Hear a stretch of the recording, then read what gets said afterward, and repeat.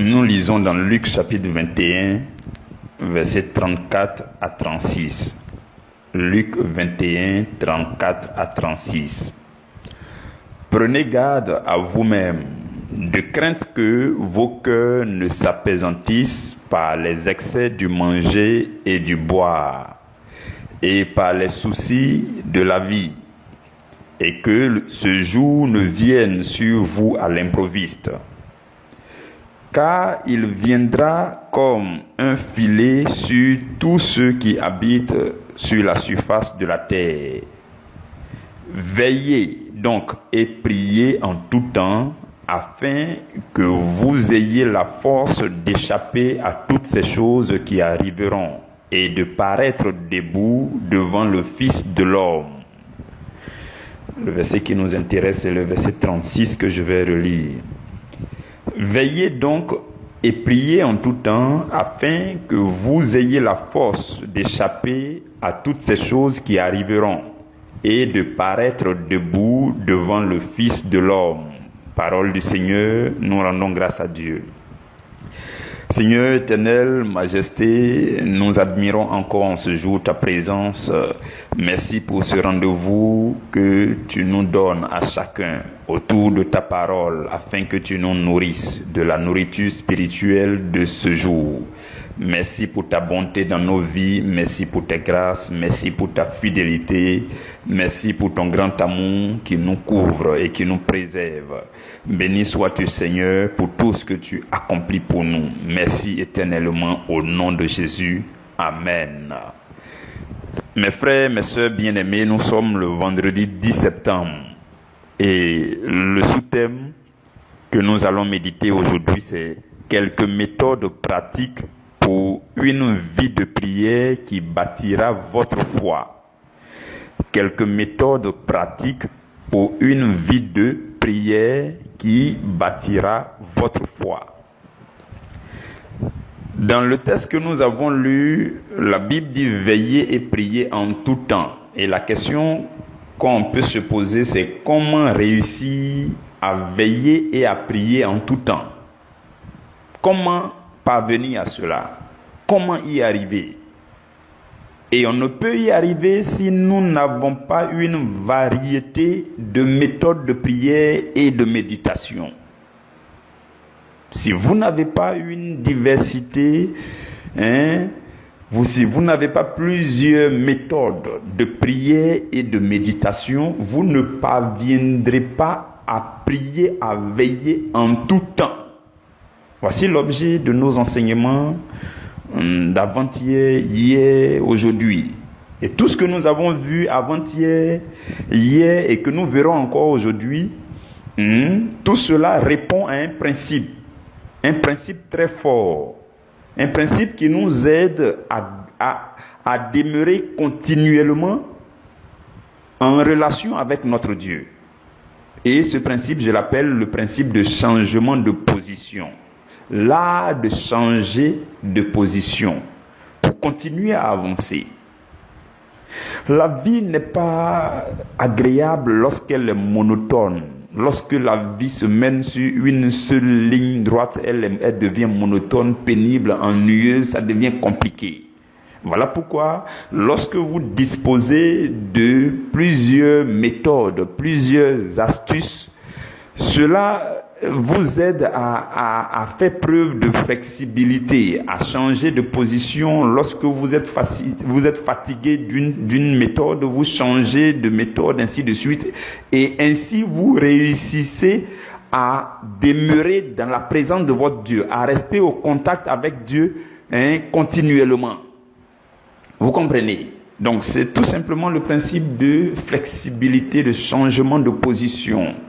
Donc, au lieu de prendre congé de Dieu pour dire, bon, j'arrête de lire la Bible, ou bien je suis un peu fatigué en moi-même, donc j'arrête de prier. Au lieu de prendre congé, vous basculez tout simplement d'une méthode à une autre. Et la vie devient agréable. Et vous voyez, vous adoptez un style de vie qui vous aide à demeurer, à continuer à vivre votre vie chrétienne au contact de Dieu et de sa parole. Ce sont ces choses que nous sommes en train de voir. J'espère que vous comprenez la pertinence, l'importance de ces choses et que vous recevez ce que le Seigneur nous dit dans votre cœur et que vous serrez ces choses dans votre cœur et que vous arrivez à voir leur valeur sur votre croissance spirituelle. J'espère que vous appréciez toutes ces choses que le Seigneur nous dit. Et aujourd'hui encore, nous continuerons dans le même élan que hier et avant-hier. Aujourd'hui, nous allons parler de quelques méthodes de prière qui vont vous aider à demeurer en prière. La Bible dit dans le livre de 1 Thessaloniciens, priez sans cesse. Maintenant, comment tu vas réussir à prier sans cesse si tu ne peux pas changer de méthode, si tu n'as pas d'autres astuces, si tu ne connais pas les méthodes pratiques qui vont t'aider à changer de position quand il le faut. Donc voilà pourquoi pour aujourd'hui, pour ce qui concerne la prière, nous allons voir 4 méthodes pratiques qui vont aider notre vie de prière. Et cette vie de prière continuelle va aussi nous aider à bâtir notre foi. Vous suivez? Donc nous allons voir 4 méthodes. La première méthode, c'est apprendre à prier avec les psaumes. Suivez très bien. Apprendre à prier avec les psaumes. Vous verrez que les psaumes, pour ne pas dire tous les psaumes ou bien la plupart des psaumes, ce sont des prières ou encore des cantiques. Oui, ce sont des chants. Le roi David avait écrit ces chants, tout ce qu'il chantait à l'Éternel en fonction des situations qu'il traversait. Il y a un cantique qui lui est inspiré, ou bien une prière qui lui est inspirée. Il chante cela à Dieu, il écrit, on appelle ça cantique, et puis on appelle ça psaume. Donc, quand vous parcourez les psaumes, vous verrez ces cantiques ou alors ces prières de David, de Salomon, des fils de Corée, de Asaph, de Moïse, ainsi de suite. Vous verrez tout cela dans les 150 psaumes. Et vous pouvez apprendre à prier en lisant ces prières. Les psaumes, ce sont des prières chantées. Vous comprenez? Et plus vous les lisez, plus vous les méditez, vous apprenez aussi à prier. Parce que quand vous prenez chaque psaume,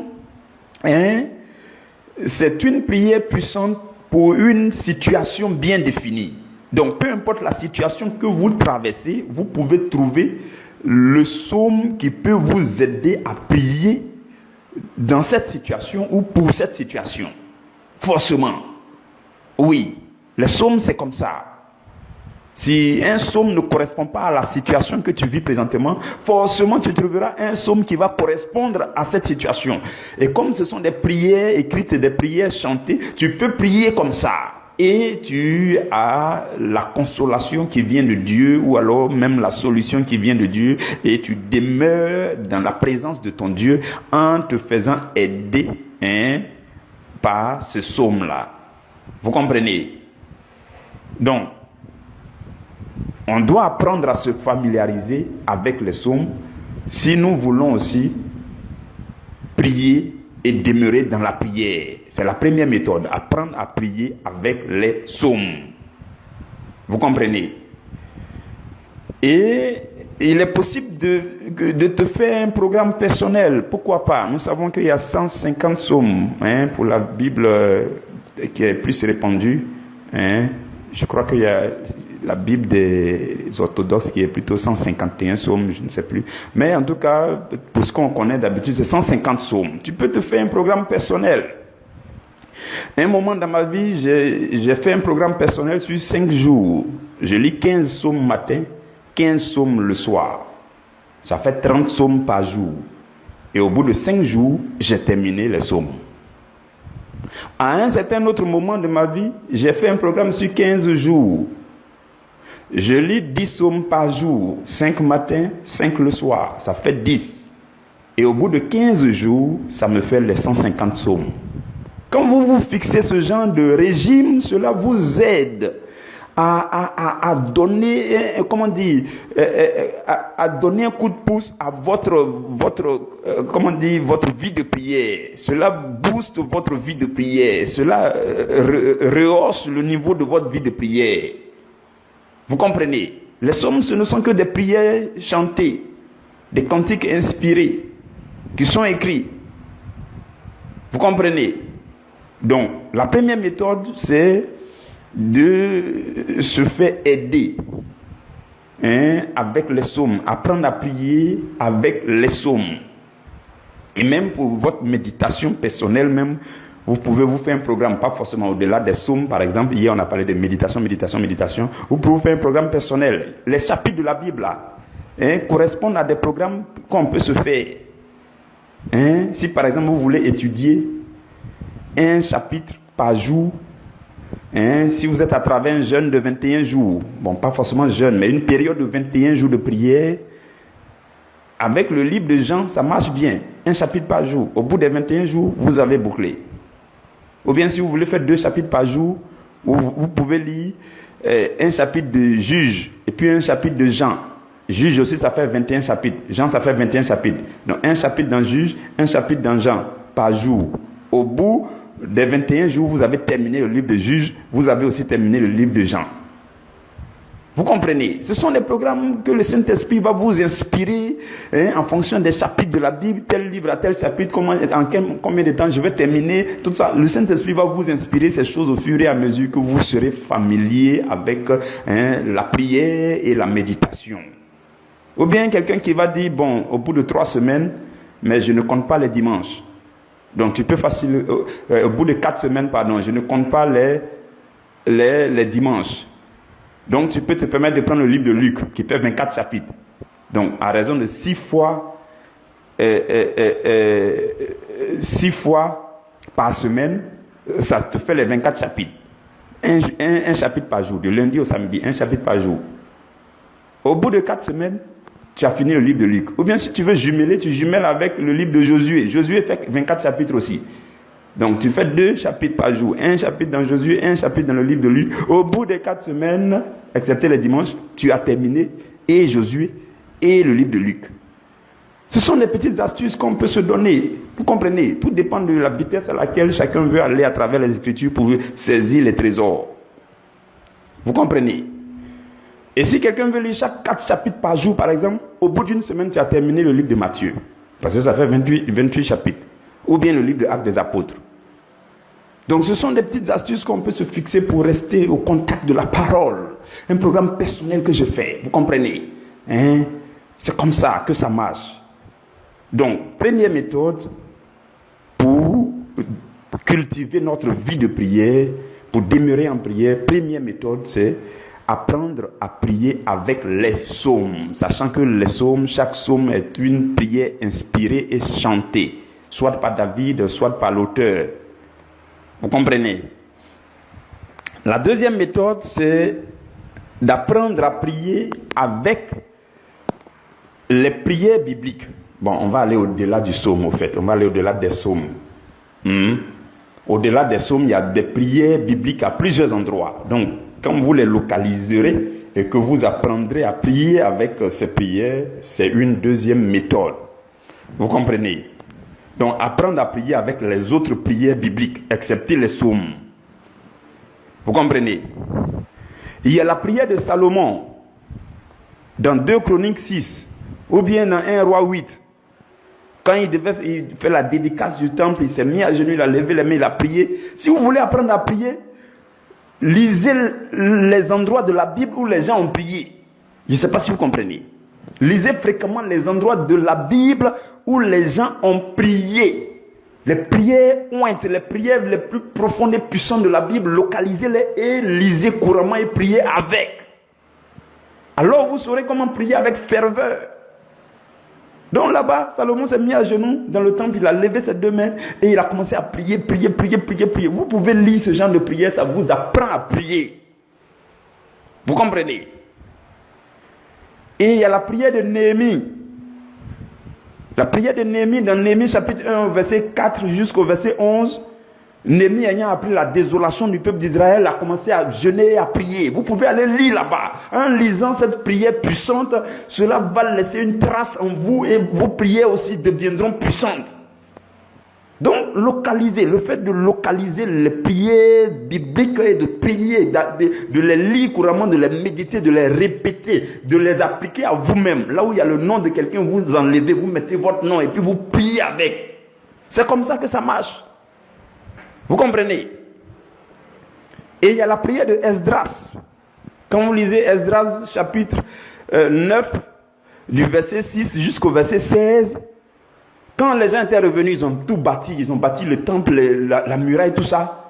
Il s'est avéré que les sacrificateurs même du peuple, les gens du peuple, les chefs du peuple sont allés prendre les filles étrangères. Ils ont commencé à commettre l'adultère. Ils ont commencé à retomber dans le péché. Néhémie ayant appris ça, il a été vraiment...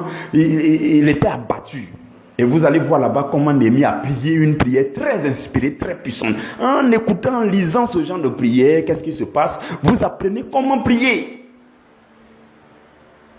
Il y a même le Seigneur Jésus lui-même qui a prié dans Jean 17. Nous connaissons tous la puissance de ce chapitre-là. Jean chapitre 17 est un chapitre puissant. Un chapitre qui, quand vous le lisez, ça dégage quelque chose qui rentre en vous. C'est puissant. Le Seigneur Jésus a prié, il a levé les yeux au ciel, il a commencé à prier pour ses disciples. Il a prié. Et à un moment donné, il dit, ce n'est pas pour eux seulement que je prie, mais je prie pour tous ceux qui vont recevoir leur parole. Donc le Seigneur Jésus a prié pour nous tous dans Jean chapitre 17. Il dit, Père, je ne te demande pas de les ôter de ce monde, mais je te prie de les préserver du mal. Oh Père, je te les confie, afin qu'ils soient un, comme toi et moi nous sommes un. Vous voyez, ce genre de prière, vous devez apprendre à lire. À un moment donné de ma vie, j'écoutais et je lisais Jean chapitre 17. À longueur de journée, j'écoute et je relis Jean chapitre 17. Il faut que ça rentre en moi. Il faut que la puissance de la prière soit aussi mon partage. Il faut que je sache prier comme il a prié. Vous comprenez, frères et sœurs?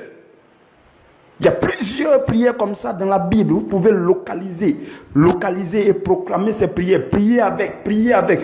Par exemple, dans Éphésiens chapitre 1, du verset 3 d'abord, verset 14, si vous voulez proclamer votre identité d'enfant de Dieu, là-bas se trouve une prière efficace pour vous, frères et sœurs. Éphésiens 1, verset 3 à 14. Vous comprenez? Donc là-bas, vous allez voir que en priant avec cette prière, cette partie-là, à chaque fois il dit, en lui nous avons été rachetés, en lui nous avons été ceci, en lui nous avons été cela, en lui nous avons été comme si. C'est merveilleux ces paragraphes-là. Allez-y lire. Éphésiens 1, verset 3 à 14. Et quand vous priez comme ça, vous proclamez votre identité d'enfant de Dieu. Quelque part, il dit, en lui, nous avons été rachetés par son sang. Ce genre de choses-là, quand tu proclames ça sur toi-même en priant, vous voyez, au lieu d'aller chercher toi-même tes mots dans ton dictionnaire, tu vas venir prier, il faut laisser ça. Il y a une méthode pratique. Tu prends Éphésiens 1, verset 3 à 14. Pour aujourd'hui, là, je prie avec. Tu lis d'abord une fois. Tu lis d'abord deux fois. Quand tu finis de lire, la troisième fois maintenant, tu remplaces par ton nom. Et là où il faut remplacer par toi-même ton nom, par ta famille, un membre de ta famille, tu mets dedans. Et puis tu pries. Au bout de 15 minutes, 30 minutes, tu as fini de prier. Et puis tu es rassasié. Donc tu n'avais pas besoin d'aller te fatiguer en train de faire d'autres choses. Vous comprenez? C'est une méthode pratique. Donc, localiser les prières bibliques et apprendre à prier avec ces prières. Cela vous aide à prier efficacement et puissamment. Vous comprenez? Et même dans le même livre de Éphésiens, dans le chapitre 1, du verset 17 au verset 22, l'apôtre Paul a prié pour les Éphésiens. Et ce n'est pas pour les Éphésiens seulement qu'il a prié pour toi. Donc si tu veux proclamer ces paroles sur ta vie, tu verras que tu seras en train de prier. Tu seras en train de prier et ça sera puissant. Et dans Éphésiens encore, chapitre 3, versets 14 à 19, il a encore prié pour les Colossiens. Dans Colossiens chapitre 1, à partir du verset 9, Il a encore prié. Donc toutes ces choses-là, tu localises ces parties et puis tu relis, tu médites, ça rentre en toi. Et puis à un moment donné, tu commences à remplacer par ton nom, à remplacer par le nom de ta famille, à remplacer par le nom de ton époux, à remplacer par le nom de tes enfants, à remplacer par le nom de tes parents. Et puis tu pries avec. Voici une deuxième méthode. Apprendre à prier avec les autres prières bibliques. Il y en a plein comme ça à travers les Écritures que vous pouvez localiser. Et vous priez avec. C'est une méthode pratique. En le faisant, vous priez comme quelqu'un d'autre qui est en train de faire Rigoba, Shababa là-bas. C'est la même chose. Mais vous avez des méthodes. Maintenant, cette méthode, vous pouvez l'appliquer au bout d'une semaine ou bien de 1 mois. Et puis après, vous basculez à une autre méthode. La première méthode, c'était quoi? Prier avec les psaumes. Vous pouvez faire ça au bout d'un certain temps. Après, vous basculez à la deuxième méthode. Et si cela ne suffit pas encore, vous pouvez basculer à la troisième méthode. La troisième méthode, c'est prier en silence. Prier en silence. C'est ça la troisième méthode. Quand vous prenez Anne, la mère de Samuel, elle a prié en silence dans le temple. Vous comprenez? De telle sorte que même si la situation que tu vis te dépasse et que tu n'as plus de mots, tu peux prier en silence. Dans le milieu catholique, on appelle ça oraison. Donc, si tu te tais, tu te mets dans un endroit calme de la maison et puis tu pries. En silence. C'est le cœur à cœur avec ton Dieu.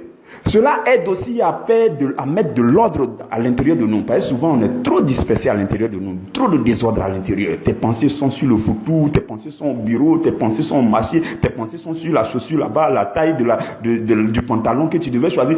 On est dispersé à l'intérieur de nous. Trop de choses. C'est un exercice pratique. La prière en silence, c'est un exercice pratique pour mettre de l'ordre à l'intérieur de vous-même. Et quand vous êtes là, vous contrôlez vos pensées. Si la pensée là veut aller vite sur ce que tu as celui qui t'avait dit vous devez aller au fast-food, si tes pensées veulent aller, tu ramènes là-bas, tu dis non, c'est la prière en silence.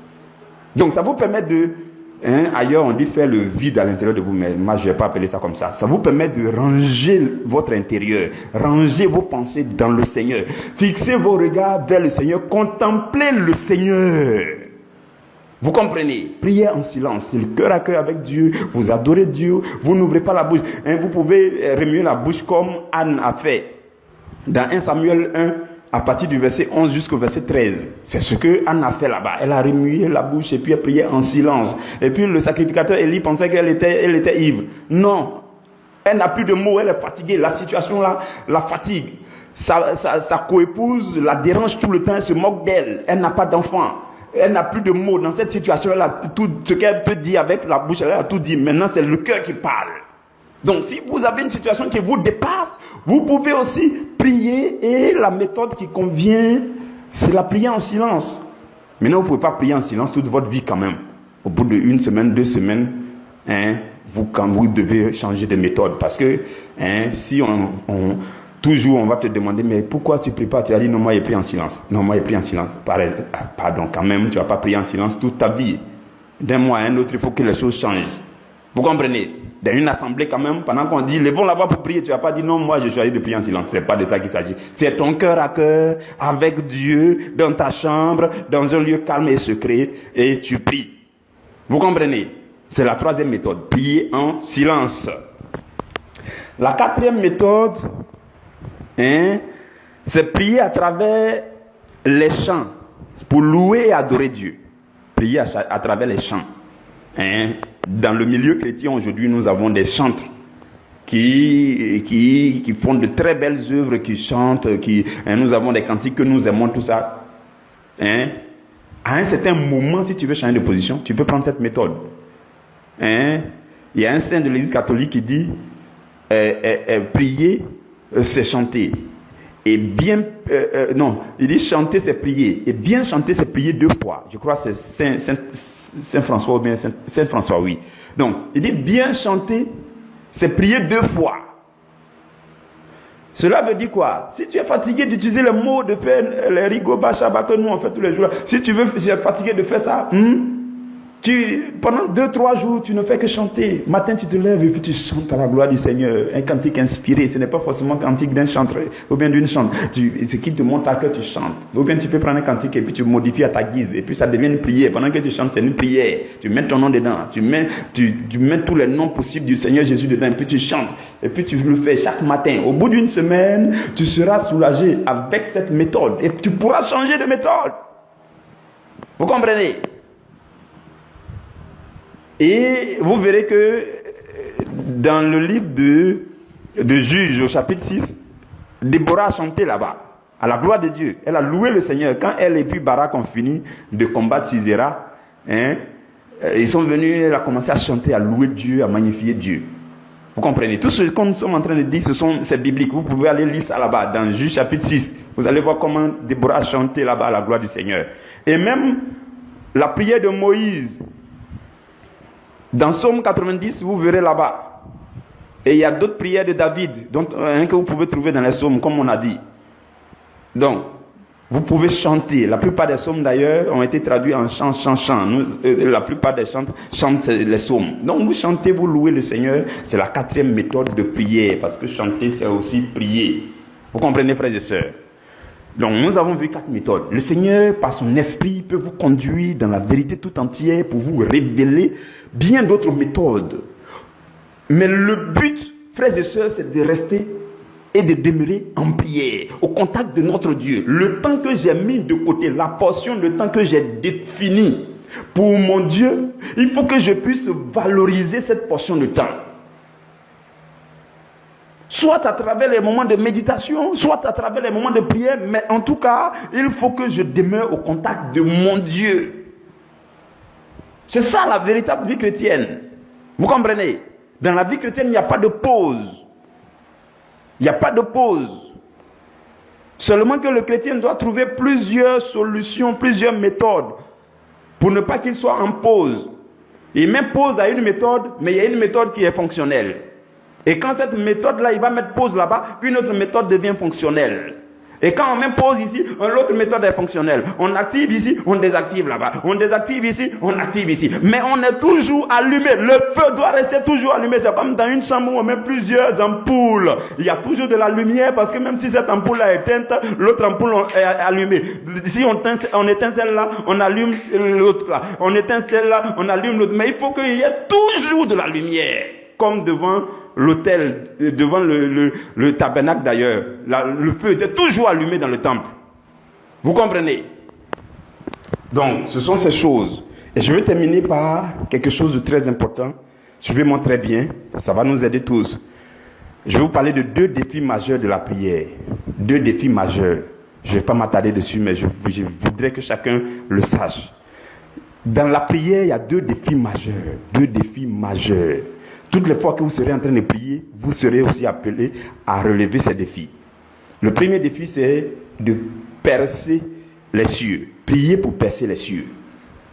Toutes les fois que vous vous présentez en prière, je vous assure, de manière pratique, les 15 premières minutes, les 30 premières minutes, tout votre tapage que vous faites là, c'est pour percer les cieux. Parce que nous avons dit la dernière fois qu'il y a le premier ciel, le deuxième ciel, où il y a confrontation avec le camp ennemi. Donc il faut que vous puissiez percer ces cieux-là avant que votre voix arrive au ciel. Donc, les premiers temps-là, vous êtes en train de percer le ciel. C'est un défi à relever. Sinon, vous n'allez pas sentir en vous-même que vous avez prié. Si à chaque fois vous venez, vous faites moins de 10 minutes, moins de 15 minutes, vous avez percé un peu. Comme vous avez mis une pause, ils sont venus, ils ont refermé. La prochaine fois que tu viens, tu dois percer encore. Donc, c'est un défi. Donc, apprenons à prier. Et pendant chacun de nos temps de prière, faisons tout pour percer les cieux, pour que, quand vous percez les cieux, vous sentez la connexion du Saint-Esprit. Vous sentez que vous êtes réellement connecté au 3e ciel. Vous sentez que vous êtes connecté avec Dieu. Vous sentez que vous avez réussi à percer le premier ciel et le 2e ciel et que vous êtes entendu du ciel. Vous sentez la paix en vous, le repos de Dieu. Vous vous sentez connecté au trône de Dieu. C'est ça. C'est un défi. Donc, durant vos premiers moments de prière, voilà pourquoi je ne recommande pas de prier seulement 30 minutes. Pardon, va au-delà de 30 minutes. Parce que les 30 premières minutes, c'est tout ce que tu vas faire comme ta paille, c'est pour percer. Maintenant, une fois que tu as percé, tu ne vas pas te retirer, il faut que tu restes pour recevoir. Le deuxième défi, c'est de prier pour entendre et de recevoir du ciel.